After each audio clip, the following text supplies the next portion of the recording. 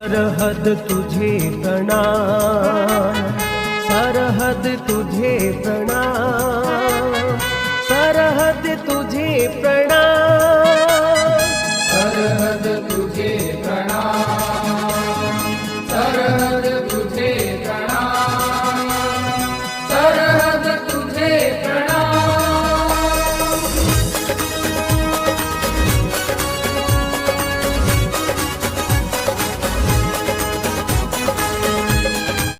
आदर्श शिक्षण संस्थान द्वारा संचालित ऑनलाइन क्लास में आपका स्वागत और अभिनंदन।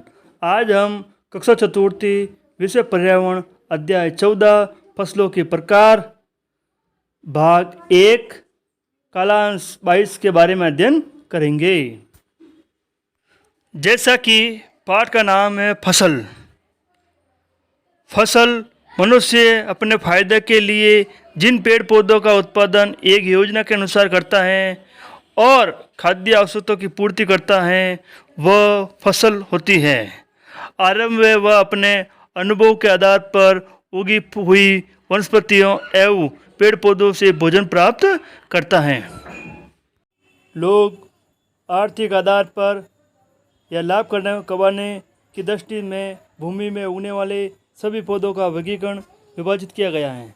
इसमें अनाज की फसलें, दलहन की फसलें, तिलहन की फसलें, रेशे की फसलें और औषधीय फसलें, अनाज पर अनेक प्रकार की फसलें होती है जो आर्थिक रूप से मनुष्य को मिलती है और ये मनुष्य के लिए फसलों के आधार पर उनको 3 भागों में बांटा गया है, या हम कह सकते हैं कि फसलों के 3 प्रकार होते हैं। सबसे पहला प्रकार है खरीफ की फसल, दूसरा है रबी की फसल, तीसरा है जायद की फसल। ऋतुओं के आधार पर भी फसलों को 3 भागों में बांटा गया है, रबी की फसल, खरीफ की फसल और जायद की फसल। 1. रबी की फसल।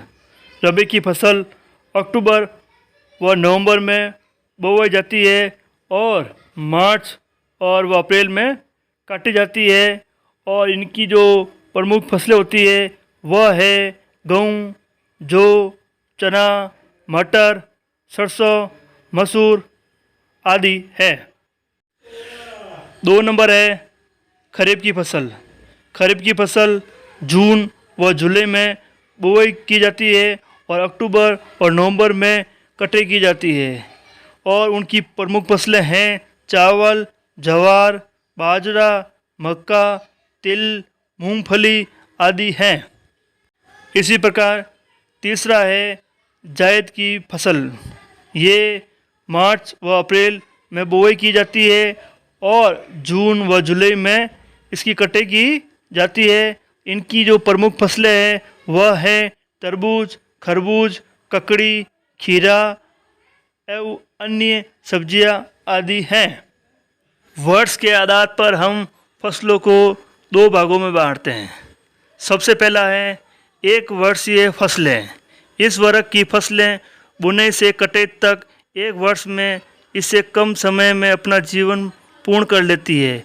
इस अवधि में ये फसलें पककर पीली पड़ जाती है और इनकी कटाई उपयुक्त समय हो जाता है। 1 वर्षीय फसलों के उदाहरण गेहूँ, जौ, मक्का, धान आदि हैं। इसी प्रकार दूसरी है द्विवर्षीय फसलें। इस वर्ग की फसलें अपना जीवन काल में वर्ष में 2 बार या इससे कम समय भी पूरा कर लेती है। इस अवधि के अंतर्गत प्रथम वर्ष में ये फसलें वनस्पतिक वृद्धि करती है और अंतिम वर्ष में बीज बनाती है। जैसे द्विवर्षीय फसलों का उदाहरण है चुकंदर है।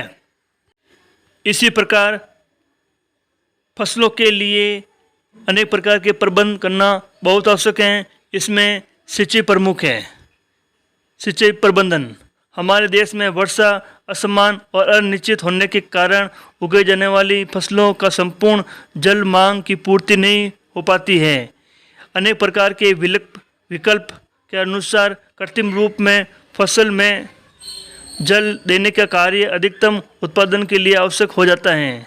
अर्थात सिंचाई बहुत आवश्यक है, अतः सिंचाई के साधनों का प्रबंधन अधिकतम उत्पादन के लिए बहुत अधिक आवश्यक है। इसी प्रकार हम संक्षेप में कह सकते हैं कि भोज्य पदार्थ वाली फसलें गेहूँ, जौ, धान, मक्का आदि हैं। 2 नंबर दलहनी फसलें अरहर, मूंग, मसूर, चना, मटर आदि हैं। तीसरा है तिलहनी फसलें।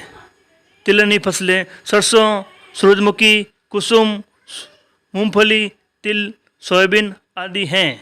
चौथा है चीनी वाली फसलें गन्ना, चुकंदर आदि हैं। पेय पदार्थ वाली फसलें चाय, कहवा, कॉफ़ी आदि हैं। इसी प्रकार एल्कोहल उद्योग की फसलें गन्ना, आलू, जौ आदि हैं। टेक्सटाइल फसलें 7 नंबर कपास, जूट और पटसन। इसी प्रकार 8 नंबर है औषधीय फसलें तुलसी, अश्वगंधा, अदरक, हल्दी, पुदीना, लहसुन और इसबगोल आदि हैं। इसी प्रकार 9 नंबर है सुगंधित फसलें गुलाब, पुदीना और मेथी हैं। ठीक इसी प्रकार रबड़ की फसलें होती हैं जिसको हम बोलते हैं रबड़ का पेड़। इसी प्रकार काष्ठीय फसलें भी होती हैं जिसमें शीशम, साल, केल, आम, नीम आदि हैं।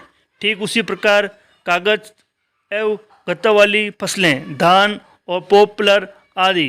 इसी प्रकार सब्जी वाली फसलें गाजर, मूली, सलजम, मटर और टमाटर आदि हैं। इसी प्रकार स्टार्च मतलब एनर्जी प्राप्त करने वाली फसलें इसमें आलू और शकरकंद आदि हैं। इस प्रकार हम कह सकते हैं कि अनेक प्रकार की फसलें होती हैं और फसलें हमारे लिए बहुत लाभदायक हैं और हमारे लिए खाने के लिए बहुत उपयोगी हैं। इस प्रकार हमने आज फसलों के बारे में अध्ययन किया। खेतों में हम फसल उगाते हैं, इसका हम कह सकते हैं कि किसान फसल उगाता है। फिर फसल उगाने के बाद पूरी पकने के बाद वह फसल को काट देता है और फिर वह थ्रेसिंग मशीन की सहायता से गेहूं को साफ किया जाता है और फिर उनको ट्रैक्टर या बैलगाड़ी के साधन से अनाज मंडी लिया जाता है और अनाज मंडी में उनको गेहूं को बेच दिया जाता है और अनाज मंडी वाले व्यक्ति जो व्यापारी होते हैं वह दुकानदार को वापस गेहूं दे देता है और गेहूं जो साधारण व्यक्ति होते हैं सभी लोग उनके पास वो गेहूं पहुंच जाता है। इस प्रकार आज हमने फसलों के बारे में हमने पढ़ा और इसके प्रकार के बारे में भी अध्ययन किया। धन्यवाद।